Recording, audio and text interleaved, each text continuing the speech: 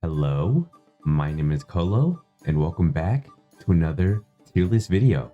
This is going to be a little celebratory video for 500 subscribers. First of all, thank you. My YouTube journey so far has been really good. I've had a blast making videos.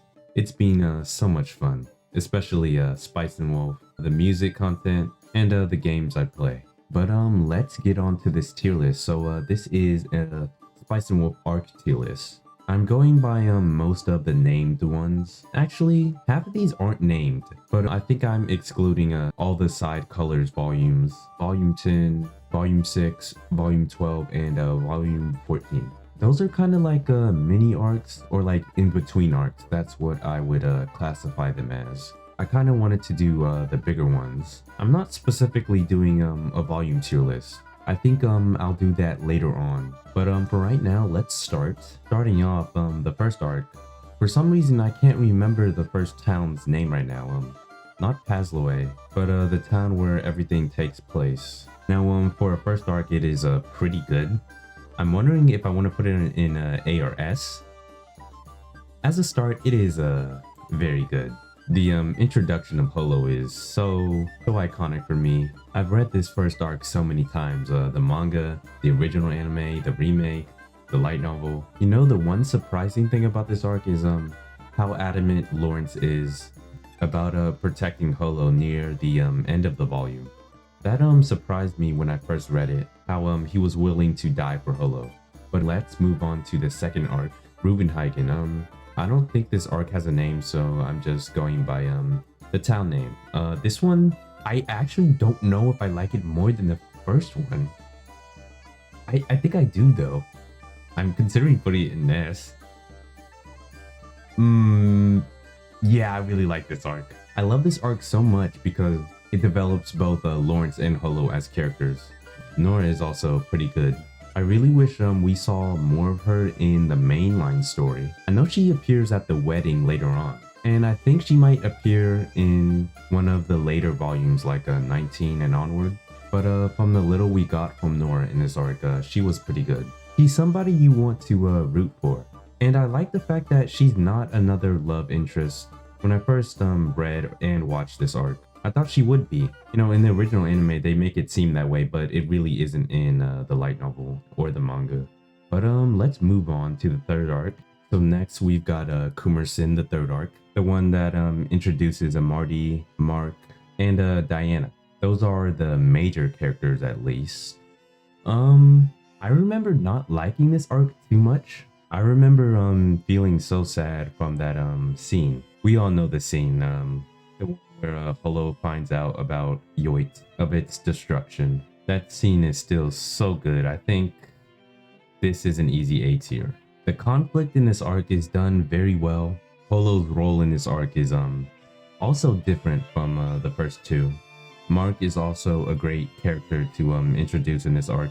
He helped Lawrence develop as a character, and Lawrence and Holo get even more development from this arc too. And Marty is there, I guess. I don't think of him as that big of a factor, but he did push Lawrence to act in a meaningful way in this arc. But now let's move on to the fourth arc. I guess this one is Enberch or Enberch, however you call it. This arc is definitely good. First arc I read after watching the anime. I think I've watched or read it 3 times now, and on first read, I'd probably give this a B, but after I've reread it and stuff, I think it does deserve to be an A. Elsa's introduction is actually pretty interesting. She's very unique, with her origins being from Father Franz, and the way she acts towards Lawrence and Holo is not a way you'd expect a nun to act. Also, the conflict isn't really directed at Lawrence and Holo. I guess at one point it involves them. But the main conflict revolves around Enberch. You know, in just this volume, Elsa has a lot of character development. Even though she was just introduced, we learn quite a bit about her. Evan is also there. He has a little moment to shine in this volume too. I also like that Elsa stands on her own. We also have the conflict with Holo. Her learning about how the moon bear destroyed Yoitz, and her regretting leaving Yoitz. I feel like the only downside to this arc is how quick the conflict is solved with the cookies. I don't have too much of a problem with it though. It doesn't weigh the arc down or anything. Next, we've got volume 5 with the introduction of Eve, or Ave, which is Lenos. I know I'm using the volume cover for the manga where they did Eve differently. They just skipped this arc, but this arc is peak. The way this arc makes me feel at the beginning and the end is crazy. It makes me feel nostalgic, sad, excited at times too, with Holo realizing this arc that the journey so far has been too fun, also realizing that she doesn't want it to end. Lawrence also feeling the same way. Holo and Lawrence's banter through this arc is also very good. With the sad undertone, it really brings the arc together.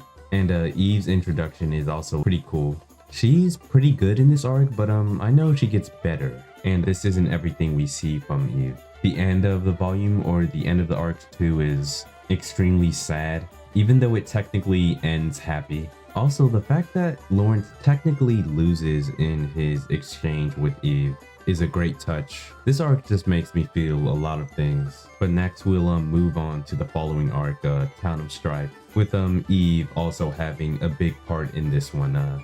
This is probably my favorite Spice and Wolf arc. There's so much I can say about this arc. Cole is introduced before this arc too. I don't know how I'm gonna go about explaining why this is peak. I think one reason is because Lawrence is very involved. He's kind of in a tug of war between two major characters, Eve and Keeman. I like that for most of the arc, both Eve and Keeman can be seen as allies or villains. Seeing Eve and Keeman interact and talk with Lawrence is very fun. And I like that at the end of the arc, they all team up together. Eve really shows her true colors here too. There's a specific manga page in this arc from Eve with darkness surrounding her.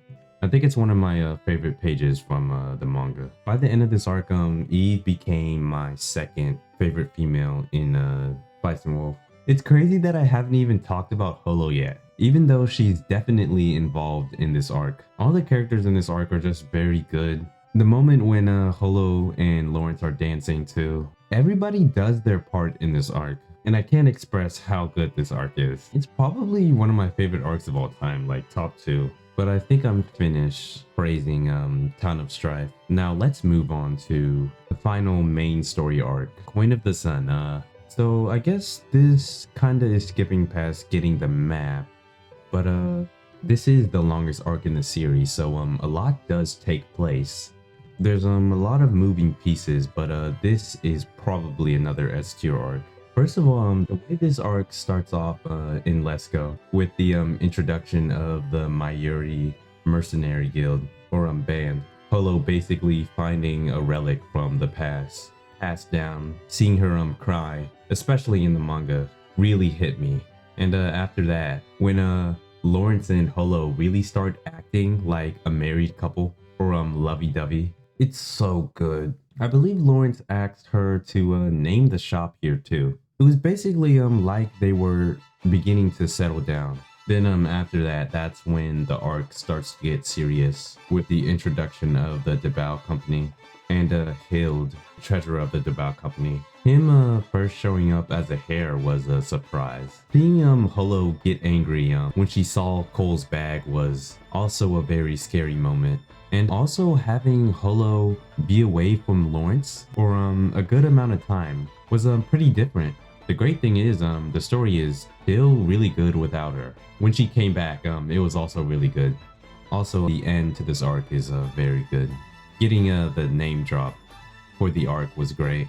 But I believe that's it for the tier list. I knew going into this that nothing here was gonna be below an A. I haven't read volumes 19 and onwards yet, but I would like to rank Spring Log one day. Gotta reread the rest of the series first. But again, thank you for 500 subscribers. I feel like every step of the way I've enjoyed YouTube. Being able to make content on Spice and Wolf, the series I love so much, is truly a blessing. But I might do another Spice and Wolf related tier list in the future. But as always, thanks for watching the video, and tune in next time to see what happens next.